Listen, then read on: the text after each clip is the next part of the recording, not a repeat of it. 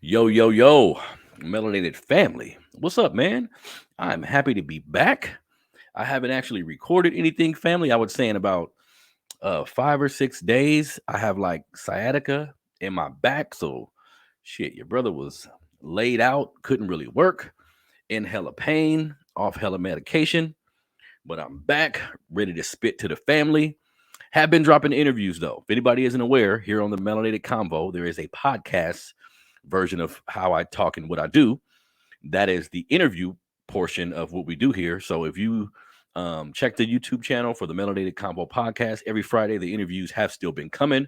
But as far as me just shooting the shit with y'all and having these conversations about specific things that go on, whether in the news or just stuff that I see, like my commentary type videos. Haven't been able to do them here in about a week because the sciatica in my back. And if y'all don't know anybody that be having back pain, if you haven't had it yourself, the shit is debilitating, family. You know what I mean? Like, I would rather be in a situation where my arm hurt, or maybe just one of my legs or one of my limbs. But shit, when it's your back and it's like the nerves that run through the back of your legs, that shit is debilitating. I couldn't do nothing for a whole week, but I'm back, family, and it's time to get it in. You know what I mean? So, of course, while I'm laying there and chilling, during the moments that I'm not in pain, I'm reading articles. I'm just coming up with info and different ways to communicate with the family. So, how's everybody doing, man? How's everybody feeling? You feeling blessed? You feeling lucky? Like on some real shit? And I always make comments like this, but just being on my back for a week, right? Like not being able to use my legs. And if anybody know me, I'm an athletic brother. I'm walking fast. I'm always moving around. I don't mind walking. I don't mind running. I don't mind competing. That's just my mentality, right? Not being able to walk, like on some real shit, not being able to walk, not being able to maneuver the way you want to. For a couple days, I couldn't take a shower. I mean, the shit was just hurting so bad. You know what I mean? Like able-bodied people should be should feel blessed. You know what I mean? You got the goddamn use of your limbs. You can use your arms and your legs and your limbs. This is a blessing, family. Just being alive is, and we understand that, but use everything as a eye opener, as a way to gain perspective. Because dealing with my back problems, this is maybe like the fourth or fifth time in my life. Like maybe 2011 was the first time it happened, and I didn't know what was going on. Like I just woke up and couldn't move. Literally, this is my four kids in the house. I got to bring them to school and shit. I wake up and can't even move, can't drive, can't move. We didn't know what was going on, but as it continued to happen, I went to the doctor, found out what was going on. Excuse me. It's debilitating, family. So if you're in a position where you got legs, like motherfuckers shouldn't be able to tell you nothing. Like you ain't got no excuses out here in this world. Like on some real shit. You got two legs, you got two arms, and you can move them, and you can move these motherfuckers as good as you need to. You got a stable head on your shoulder, and you don't deal with mental illnesses and things like that outwardly. Everybody dealing with stuff, but you know what I mean. You know what I mean? Like, be thankful you got legs. Shit, be thankful you can walk. When I was sitting there laid up, I'm like, man, if I was ever in a position where I couldn't walk or I couldn't move, I don't know. Like, we gonna have to do something. You know what I mean? That ain't me just to be laying around like that. But anyways, I'm happy to be back, family. Another video, Melanated Convo, YouTube channel. Please subscribe if you haven't done so yet. Facebook, YouTube, all the digital podcast platforms. Let's go real quick. Now, I read an article while I was laid up, family, and I want to kind of discuss the sentiments of how something like this happens. I talk about it a lot, but we can never speak about some of these things enough. Like until all of us are well aware of how important some of this shit is, we need to continue to talk about it, voice our opinions, add perspective, right? So I was reading this article that was really, it was telling yet kind of shocking to me, but I'm aware of how my people are and how we got this way, right? So in this article, it basically talks about the transfer of generational wealth, like speaking about where we are as Black folks, how much money we have, how much money we save, what are the necessary assets that we have currently, and how we will, the necessary ways we can transfer this to the next generation, to our kids, to our grandkids, or what have you, right? So an estimated, and this is what the article says. I'll get into some of the information about the article. Then I have a small video. I'm going to play a piece of a video that speaks to the wealth gap in America, and then we'll get into that, right? So the article goes on to say an estimated 68 trillion will be transferred from U.S. households to heirs and charities over the next 25 years, and Black Americans might miss out on this transfer. So according to an analysis of high net worth and ultra high net worth markets by consulting group Cerulli Associates, by 2047, trillions will have been passed down to future generations. And due to a lack in estate planning in Black America, Blacks might not actively transfer their wealth to their descendants. Now, a couple things I want to say about that. Of course, the first part about that is they're basically saying regardless of how much we do have, what we have won't get transferred down to our kids or our grandkids properly, because a lot of us don't have an estate. A lot of us don't have life insurance and family. I always mention this, and I have to speak to my actual life experiences. My family has a funeral home, and one of the common denominators, rather, with the families that come in, and this is Black. Like it isn't a Black business. Like anyone is welcome, but because we're in the Black community, because of where we're situated, it ends up being the majority of our constituents are Black, right? And this all speaks to the same thing, because people come in and sometimes there's not life insurance. Sometimes there's poor planning on the part of the person that actually died. I did a video about this a few weeks ago about like death and grief and stuff like that. You can check that out on YouTube. But the end of that video, I kind of spoke to the fact that if you are a person that has died, there are some things you can do pre-death to make sure the transition for your family is as easy as possible, or as manageable as possible. Not easy, but manageable, rather. You know what I mean? And one of the big parts in that is creating life insurance. You can start small. Like, we have to understand where we come from and how we've got into the position that we're in now, and how we're just thinking about tomorrow and not the future. So yeah, we need to get life insurance. You need to figure out a will and testament. This isn't even necessarily based on the amount of money you make. This is just based on making sure things are situated when you're not here. And of course, you want to get, we'll talk about this a little later, but you want to get 401k and invest in stocks. Like, all of these are determining factors to wealth in America. But on a minimal level, you should at least have life insurance. Like the generations after us, like our parish should mean a upward spiral for the remaining members of our family financially. Like, that's what I'm beginning to learn. It took me a while to realize this, but this is real shit, family. You die, you should leave your kids something in, like, financially, but also a mental capacity, so they'll have an idea of what to do with that money. You see what I'm saying? So real quick, because what this is speaking to, yes, it's speaking to the fact that we need life insurance and we need to plan better. But I think the bigger thing it's speaking to is just the discrepancy in wealth in America, in the wealth gap, right? So the article also goes on to say white families had a median wealth of $188,200 compared to $24,000 of Black families. So that's a fucking, excuse my French, family, that's a large amount of money, right? So when you look at that, you have Black people on different ends of the spectrum, right? You have some Black people who know history and rely on the data from history and the incidents from history to say, you know what, if you trace, and I forgot to bring my book by Dr. Claude Anderson, Black Labor, White Wealth. Great book. You should get Black Labor, White Wealth, Black Labor, White Wealth by Claude Anderson. Does a great job. Dr. Claude Anderson, does a great job of breaking down exactly how we got to the wealth gap we're in now. But the long and short of it is what we've been shut out of, right? So real quickly, because I want to drill home the importance of these type of things to the family. Some of these things may feel like repetitive to a degree, but I mean, it's 43 million of us, y'all.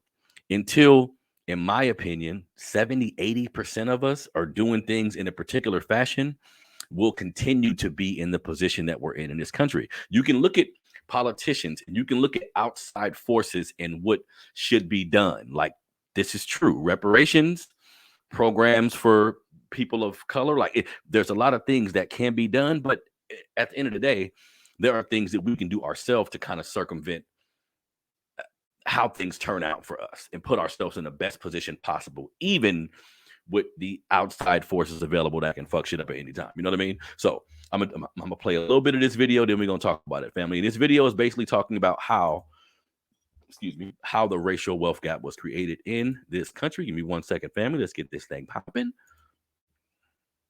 All right, let's go. Oh, hold on 1 second. Hold on 1 second, family. There it goes. The origins of the racial wealth gap begins when Black people entered the shores of the United States as chattel capital. There were two forms in which Black people served as capital: the uncompensated labor that they provided, but their sheer bodies themselves could be traded and stood as a source of wealth and wealth building for white people.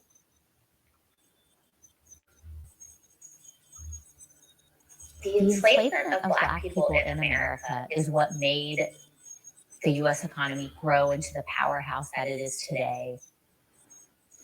Even though most of this farming activity was going on in the southern part of the United States, businesses all over the country were involved in this. Insurance companies insured the slaves themselves. There were even slave-backed securities that could be traded by financial institutions. In essence, slavery encompassed nearly every part of it. Okay, real quick, something I want to add. Something, because sometimes people, Black and white, hold on 1 second. Wait. Oh, hold on 1 second. Hold on 1 second, family. Hold on 1 second, family. I got to go back real quick. Hold on 1 second. Hold on 1 second. Hey, but something I want to add real quick. Hold on 1 second. Damn it. Hold on. What's going on, family? What's going on with this computer? Let me see, family. Let me see. Okay, I'm gonna port it up again once I get back to where I was. But something that I wanted to add, right? So sometimes people tell me, or I see people in society, Black and white, will speak to the fact that we need to kind of stop talking about slavery.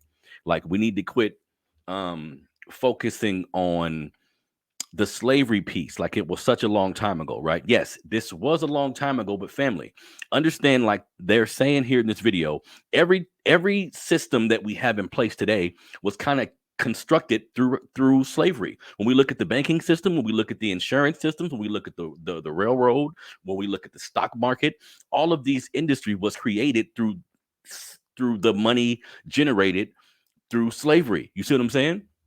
So when we talk like the Black American experience, the melanated American experience, right? Using the term that I like to use more appropriately, when we look at our experience here in this country, it's directly linked. The wealth gap, the things that we don't necessarily have, it's directly linked to slavery. It's directly linked to how we got here. Whether you say we were here already or whatever the case may be, for those of us who were not here already, whoever that may be, like we can get into the minutia of that shit later. The bottom line is somebody owe us some money. Shit, right? Somebody owe us some money. So this is interesting to me. I'm gonna get back into the video and then we're gonna get into some ways that we can generate wealth and that we can, some things we can stop doing to make sure we don't make it worse for ourselves. You know what I mean? So hold on 1 second. Let me add this back on here, family, because this is some deep shit. Things all of us need to be aware of and care about. Family, let's go. Of the U.S. economy at this point. At the start of the Civil War, each slave was worth an average of $1,000.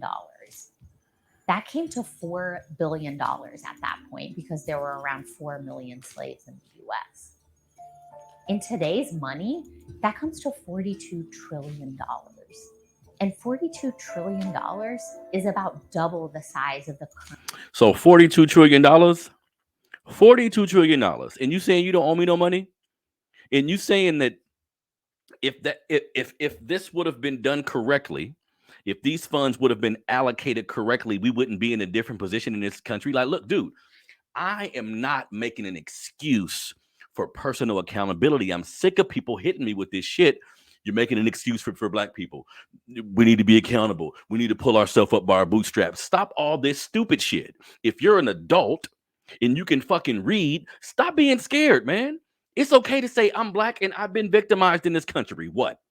I'm smart. I'm upward thinking. I'm mobile. I own a business. I think positive. I do everything right to my ability. I'm hella confident. Like, just because I'm admitting that this system has victimized me, don't mean that I ain't shit. Don't mean that I have a victimized mentality.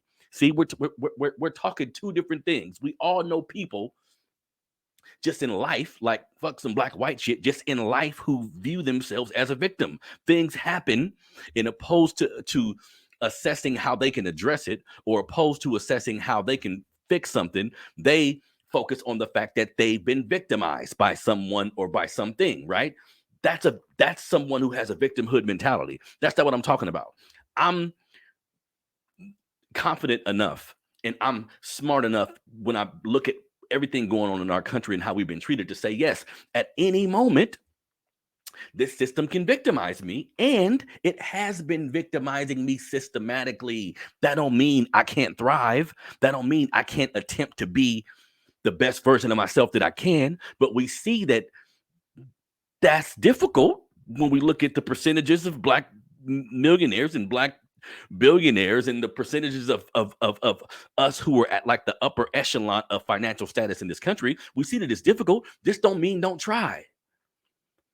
This don't mean don't bust your ass. This don't mean don't be creative and intuitive about what you want to do with yourself. This don't mean don't do that, but understand the system so you can maneuver around it. I'm tired of saying that shit. This is a system that's been put in place, and all you Negroes who say it ain't that bad, it ain't like that we shouldn't focus on that. Just look, if you find out you sick, right? If you find out you got cancer, if you find out you got some kind of ailment in your body and you don't focus on it, you prevent you for whatever reason mentally, you say, I'm not going to focus on it. I'm gonna just take some cough medicine. I'm gonna just ignore it and take some cough. Your ass gonna die. You know what I mean? In order to get rid of a problem, you have to focus on the root of the problem. What is the root of the problem? Which this country understands what the root of the problem is. They just don't give a shit, right? So knowing this don't mean you a victim. Knowing this don't mean you have a victimhood mentality. Knowing this just means you should work even harder. You should try your best to maneuver around it. You should practice group economics, and you should focus on the unity piece. Understand that because of all these things, it would behoove me, goddammit, to unify with the people around me, opposed to using this crab in a barrel mentality that was put on us too, right? We have a whole goddamn we have to unlearn everything. That's why, hey, check it out, family. I'm big on starting fresh. I think I think if you black in this country, if you a melanated brother or sister in this country, start fresh. Like when you start your family, right? Let's say boom. All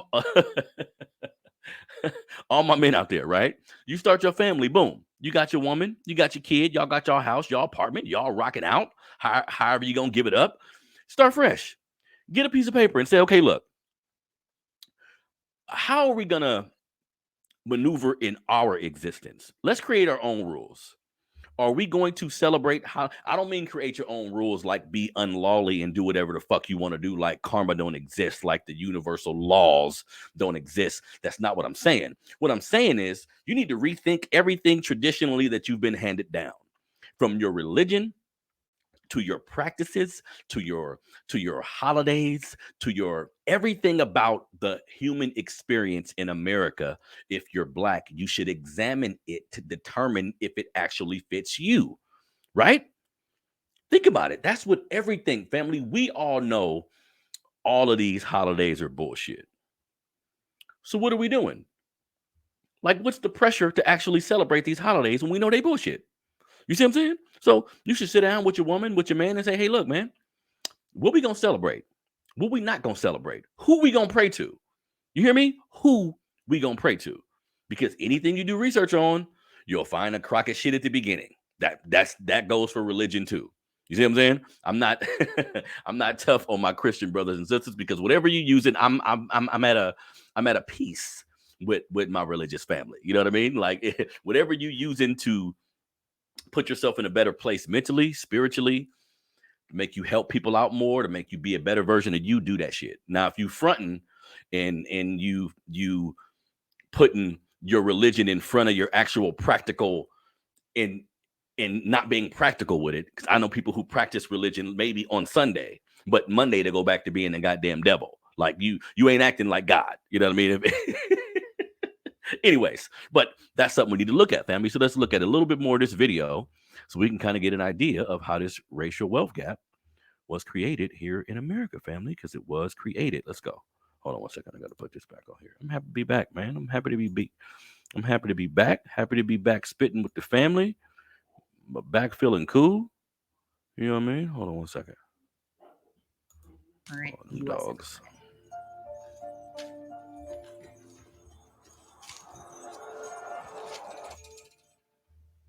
With the 13th Amendment that freed slaves, the point is that that's not enough. When you've had centuries of literally bondage imposed upon a people, if you want true justice or true freedom, there needed to be not only that freedom from bondage, but actual accompanying of resources so that people could pursue their livelihood.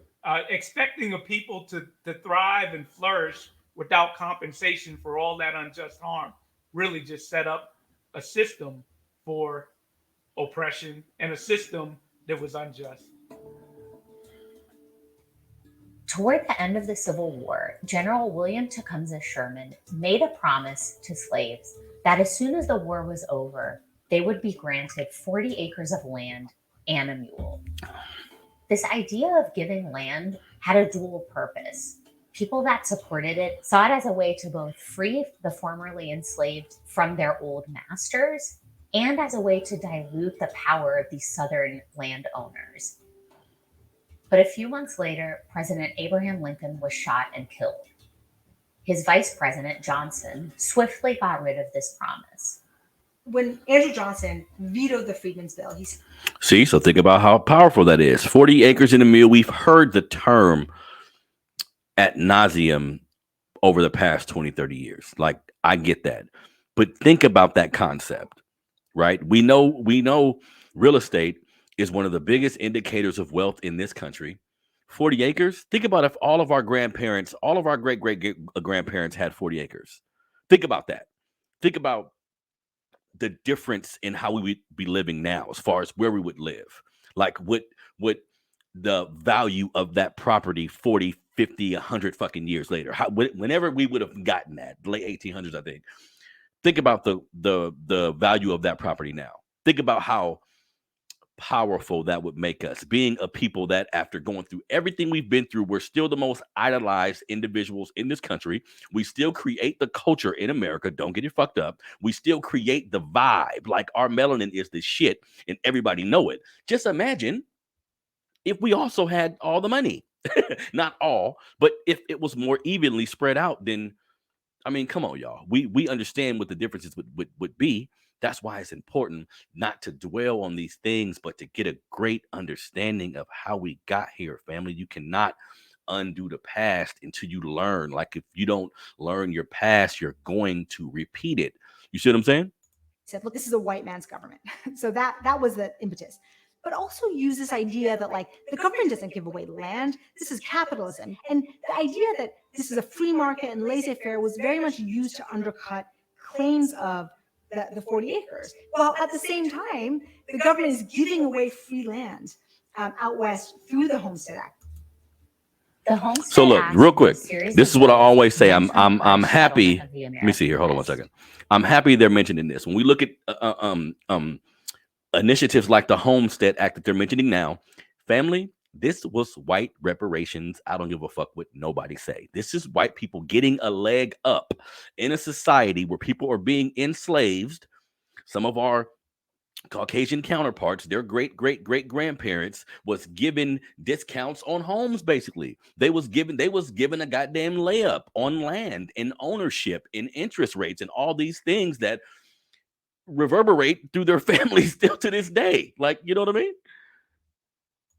In all, 270 million acres were given out as part of the bills. That land, which accounts for about 10% of the entire country, was mostly stolen from Native Americans, and most of the 1.5 million Americans that benefited from the Homestead Act were white. They were literally giveaways that provided white people ultimately a key ingredient to build wealth, and that's capital itself. And by design, Black people were not included. The Homestead Act is a dramatic indicator of U.S. government facilitating the accumulation for white people and not facilitating it for Black people, but it's one of many. The Homestead Act fits into a larger context that throughout our United States history, well beyond slavery. You know, we think about racial repression and we think that with emancipation, that all of a sudden we were a free country. But a bigger point to make is that if we think about a middle class, a middle white asset building class, it was government policy that generated it. So another thing I want to say real quickly, I'm not of the belief that all white people are racist. I don't speak in absolutes. I don't think all of nothing, right? Well, but I will say, if not all white people, a high percentage, I would say 90 some odd percent have benefited from white supremacy. So you may not be racist yourself. You may not on a day-to-day practice discriminating Black people based on employment, based on an institution that you work in, based on some structural form of racism. You may not be participating there directly. May not, right? But if your great-great-grandpa benefited from the Homestead Act or any of the other institutionalized instances where white people were given a leg up, then you benefit from it whether you want to or not. You feel me? And that's just the harsh reality of it. That's why when we talk about like critical race theory and this type of shit being discussed in school, it's almost mind-boggling that this country wants white children to think your family didn't participate negatively in how this country has shaped up. The blowback to critical race theory, which is basically, in a nutshell, teaching the history of this country to small children. The blowback, for the most part, politicians, people on the other side of the wall, people who, some white supremacists, some not, just people who are a little, they have blind spots and shit. Their whole thing is, well, we don't want to teach white kids that it's their fault that Black people are in a position that they're in. Well, I mean, shit. We're not saying directly, if you're 9, no, Timmy, you didn't keep Blacks in bondage, but your great grandpa may have. Maybe just your great, maybe not even 3 greats back. You see what I'm saying? So they may have participated, and you may not feel that way today. You may be a person who is fair-minded, who look past color. The motherfuckers say they don't see color. Yeah, you do. Everybody sees color. You may know how to look past that to see the contents of a person's character like you're supposed to. That may be you all day. But that don't take away the fact that your grandpa wasn't shit. What we supposed to do about that? History is history is history. Like I always say. You know what I mean? What little economic successes Black people were able to have at this time often spurred a lot of resentment among whites.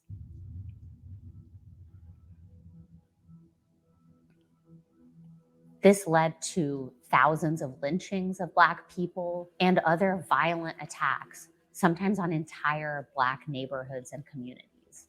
My name is Roy Wood, and I'm not ashamed to be a Klan. Amen.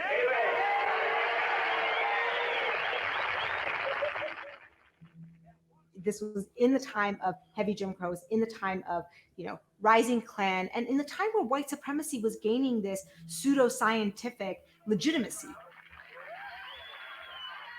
It is the case that throughout history, not only have Blacks not been permitted to accumulate land, capital, and other forms of resource to the same extent as whites, but when they were able to overcome barriers and accumulate those resources, it's always been subject to outright terror, outright seizure, because we did not have the codification that comes along with government to protect the resources of Black people in the same way that it was protected for white people. Tulsa, for example, in the 1900s, it was an oil boom with a lot of wealth that was in that community. And so they built, the Greenwood district, and the central part of the city was this Black church. It was very ornate, beautiful. These places are called the Black Wall Street, where it wasn't a sharecropping market. There were land holdings. The thing that happened was that the racial resentment grew. And we all are aware of Tulsa, Oklahoma, which they're speaking about now, Black Wall Street, where it was a prosperous, thriving community with everything you would need, from a bank to a school to a church to a movie theater, everything you would need, just not a gun store. See, I think that our spirituality sometimes allows us just to kind of be one with the situation and be so relaxed to a degree and not as militant as necessary. Because again, from my understanding, the Black Wall Street didn't have a gun store. They didn't have a structure base that could help protect that community. If you have a whole community of people thriving and doing the right thing and being prosperous, especially if you're Black, you need some force of protection for these people, like a militarization of certain individuals in the community to make sure shit don't pop off in a negative manner. You know what I mean? Like preparing, because again, being in a situation like that, I guess hindsight is 2020, but preparing for the day if and when people outside of the community want to come in and fuck shit up. Because I mean, especially back then, it wasn't much of this going around. And regardless of where you were in America, a white lady could just say you tried to rape her. There could be any incident. They used anything to come into your community and fuck shit up. We just needed to be a little more prepared, in my opinion. You feel me? There were, bombings and really just a complete destruction of that city, and very much stemming from that resentment. In that one day, Black Wall Street was destroyed and 10,000 Tulsans were displaced. There's even evidence that World War I bomber planes were used to burn the town. Yeah, evidence my ass. That happened. The U.S. city bombed by the military. A U.S. city, hear me out, family. A U.S. city bombed by military. You feel me? By U.S. forces.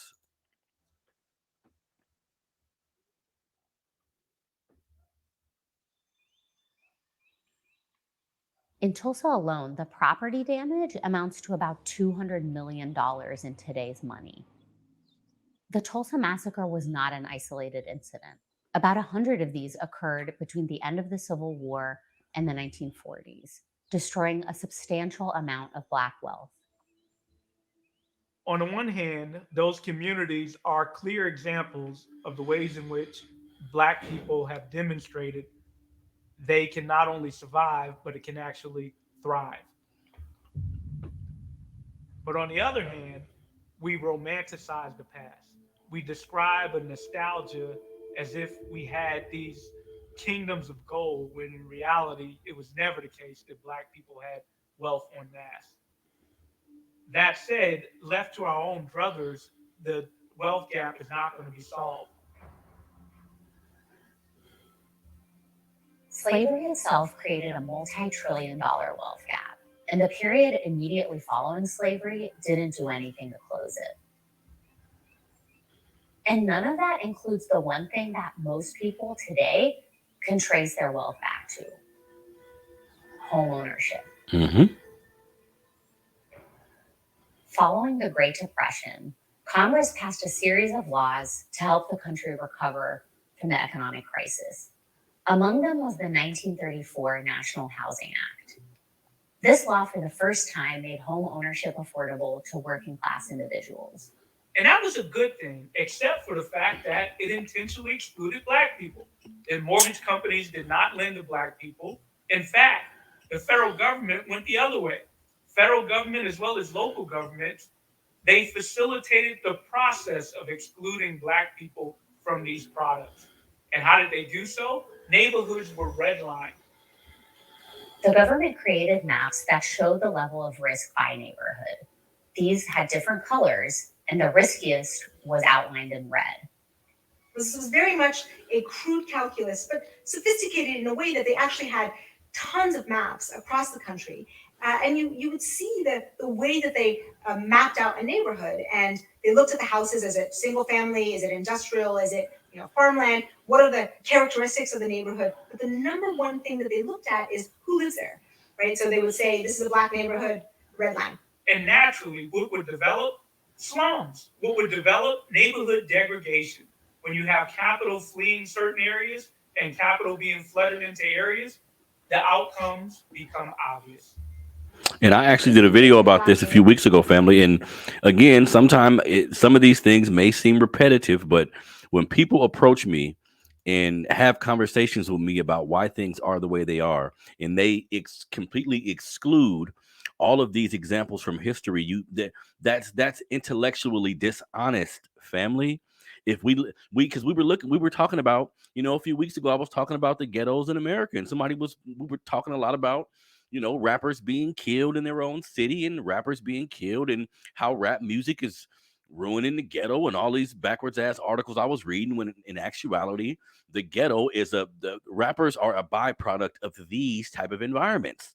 A lot of the young Black men that we see on TV or not are byproducts of dilapidated communities that was created. You see what I'm saying? Yeah, you want to be accountable and find your way out of it. Yeah, you want to be smart and avoid the traps of the neighborhood, but the shit's difficult, family. That's why they call it a goddamn trap. Who can get out of traps? shit, many people, animals, even can't really get out of trap. That's why they call it a trap. And it's not an excuse to say I was raised in a downtrodden environment where police swarmed the neighborhoods and treated everybody like shit. Most of the people didn't have money. This isn't an excuse for me not to become successful in the future, but it's an outline of how things happen. If we're gonna eradicate anything, a sickness, an ailment, anything in society, first you have to get down to how the shit got that way, right? All right, let's go. And everybody listening to me on the digital platforms, if you're listening to the Melanated Convo podcast on digital platforms, Apple Podcasts, Overcast, Spotify, Google Podcasts, Stitcher, all these different places, I'm doing a commentary video on an actual video that I found online. If you ever want to see the video form of what we're doing today, you can go to the Melanated Convo podcast, or the Melanated Convo rather, on YouTube, and see the video version of this conversation, where you can see the actual video I'm playing as well. A few more minutes, family, then we're going to talk a little bit about what we can do as Black folks. We always want to create solutions. So let's take a look. And because it was a Black neighborhood, you did not get that FHA mortgage. You did not get that GI Bill loan. You did not get the farm loans. So today, the legacy of those laws is that your neighborhood is very much racially coded. This is how racism gets embedded in wealth. Word came from all right, so that's it. That's all I want to play. You guys get the point. This is something that I've talked about many times before ad nauseum. So, that's just really important to me. Hold on one second. That's just really important to me that we discuss those things. So what we need to talk about really quickly before we end the video, and thank you for joining me, family. I'm so happy to be back. So happy to not have my back hurting. Like I was saying, I have sciatica in my back, and it was like the nerves up and down my legs. I couldn't move. You know what I mean? Like last weekend, I was the bottom part of my leg, the nerves in my leg was kind of feeling weird. And I had my granddaughters, and I brought them, to do a few things with them. And I reached inside of my car, and I kind of felt like a crack in like where my spinal cord is, you know what I mean? And whenever that happens, that's when the process begins, and the pain just gets more sufficient to the point where it was difficult for me to walk, family. So I'm happy to be sitting in front of y'all, man, doing what the hell I do. Now, quick things. We just spoke about the system and what the system has done to us, right? Boom. But when we look at creating generational wealth, or we look at preparing our children, or preparing for the next generation, preparing our great grandkids, like looking ahead, right? There's several different things you can do. We just discuss some of that in the video, but let's go over it real quick. Of course, if you have a job, it's nothing wrong with put money aside for a 401k, pension, whatever type of saving mechanism your job has. Look into it thoroughly, but this is always a good idea. Of course, we mentioned buying a house. Like, just because we talked about redlining and we talked about the wealth gap and the financial or the mortgage lending practices that put us in a different position, excuse me, family, that don't mean you can't buy a house. Like none of this is to make you feel like it can't happen. None of this is to make you feel like it's too far gone and you can't be something because of these things. This is just letting you know what to avoid. This is just letting you know if something happens to you based on race, be prepared for it, man. Be prepared and fight for your people. That's it. You ain't got to walk around accusing people of doing shit to you. You ain't got to walk around with a chip on your shoulder acting like something racially motivated is about to happen to you. Just when the shit happened, be ready. You see what I'm saying? So you can buy a house. Of course, that's a form of wealth in this country. Again, you know what I mean? Your job, 401k, whatever type of retirement mechanism they have available. But like I always say, we need to all find something that we love. So if you are working a job that you love, you won.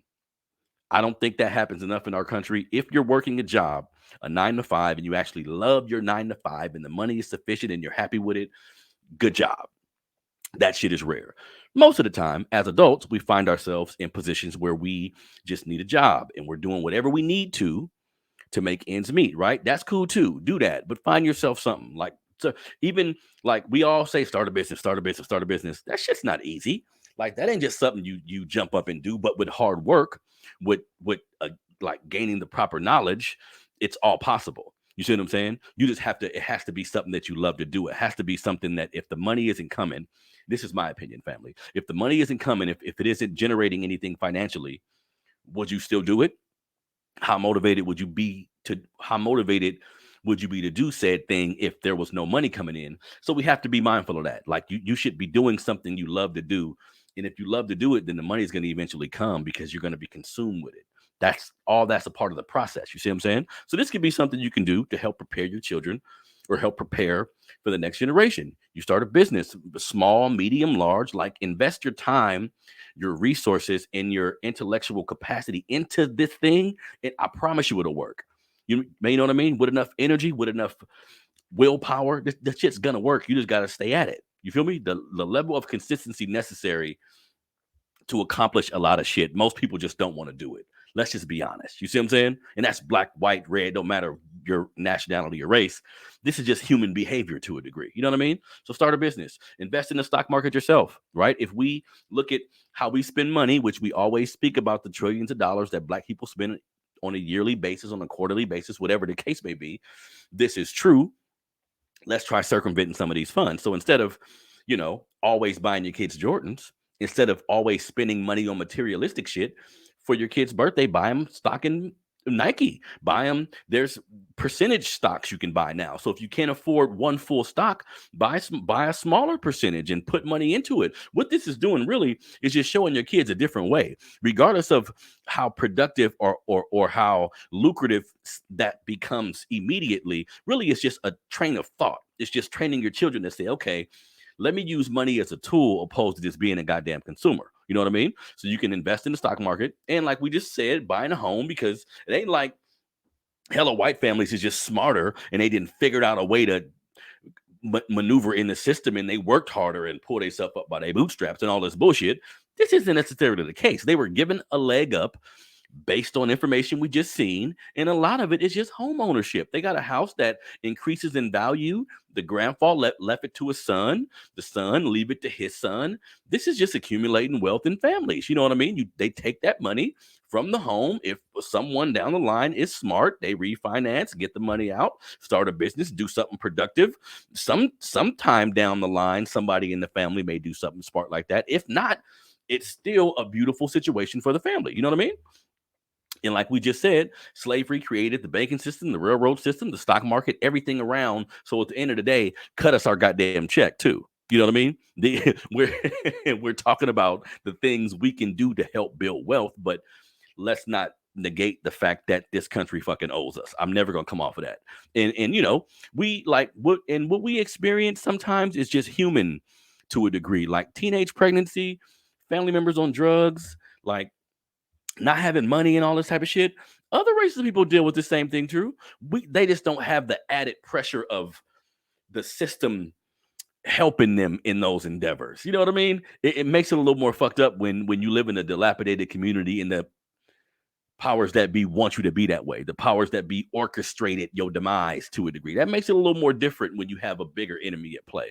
So that's all we should look at. Those are all things we should look at. And again, we like the personal accountability piece is always a big thing, family. When we look at how we spend our money, I just said it a few minutes ago, but this needs to be recontextualized. Like I'm tired of seeing families, and I understand being in the ghetto, being in environments where you don't feel love, where you don't feel worth, like your Jordans, your nice materialistic things gives you that feeling of self-worth, but that's fleeing, family. That's not no real shit. And really it's up to us as adults to teach the kids around us, like, man, look, I think all of us should look nice. I think all of us should dress nice, regardless of the price point you choose. But how you put yourself together is important, right? But the amount of money we spend, who we spend our money with, all these are just choices. Like I go out of my way to find Black business to spend my money with. When it comes to the clothes I wear, the jewelry, anything I'm buying, I first try to seek out someone who looks like me that has a reasonable price, like whatever's in my price range. I'm not going to spend money with you just because you're Black. It's because you Black. Well, it's because it's in my price range. It's because there's a level of profession. You're professional with whatever you're presenting me. I see the professionalism. I see the business acumen. And then the tiebreaker is that you look like me. You know what I mean? Because we have to do better business to a degree as well, like not nigga business, but real business, which it could be a process. That's why I'm patient with my people, because I understand where we come from. You just seen what the fuck we come from. You think these kind of people just immediately gonna have the business acumen necessary to do things correctly? It may take some trial and error. We just got to be patient with one another. You know what I mean? But let's not make it worse, family. You want to buy something nice, you want to spend like some money with Gucci or some type of big brand name, who some of them even come out and say, fuck you niggas. Cool. Like, spend your money how you want, but try to spend it with somebody Black. Try to find a Black clothing store or Black shoe company or something. And again, don't just give them your money because they're Black and you're Black. Make sure they qualified. Make sure the products is up to par. Make sure everything is up to your standard. Ain't nothing wrong with that. But we got to figure this shit out. Like the wealth gap in America was created, but individually, what are we going to do about it? See, that's the bottom line. We understand what the system has done to put us here, but individually, what are we going to do about it? How much do we actually plan for the future? This is the average melanated American. Like, how much do we actually plan for the future? How much do we focus on getting life insurance, getting a will, getting the power of attorney, whatever it may be, to establish whatever little we have, so can't nobody come in and fuck us up? Because sometimes with the article I was reading you guys earlier about the trillions of dollars that we'll miss out when wealth is transferred because we don't have wills and things in place when we die. Also, that piece is important, because if you don't have a will or something like that, then judge and lawyers got to get involved. Then you have to pay the lawyers. Now the lawyers is siphoning money off top, and your shit can be in litigation or be caught up in the courts for years. So that little that little 40,000 your mama had gonna be 18, gonna be 15 once they done chopping it down, all because things weren't in place properly, family. You know what I mean? So Black family, if you don't have life insurance, get life insurance today. If you have never invested money in the stock market, do a little research. Go online. It's a lot of brothers, Black men online, Wall Street Trapper, and individuals like this who give a lot of good game about the stock market. Try it. Do the penny stocks like immediately. You know what I mean? When you get paid, some people say when you get paid, you should save a little money. I say save a little money, but if you're not comfortable just putting money in a bank that don't accumulate nothing, put it in some type of investment account. Put that money into the stock market, like, you know what I mean? And let it just build up that way. Start educating yourself on the financial endeavors it may take to get your family out of the rut they in now. You feel me? This is your brother Harrison, man. Melanated Convo. Please like the video, share the video. All the digital listeners, I appreciate you. I appreciate you. Leave a review of the show. Tell me I need to do better. Tell me I need to do something. You know what I mean? Holla at your boy, man. This is your brother Harrison. Melanated Convo. I'm out.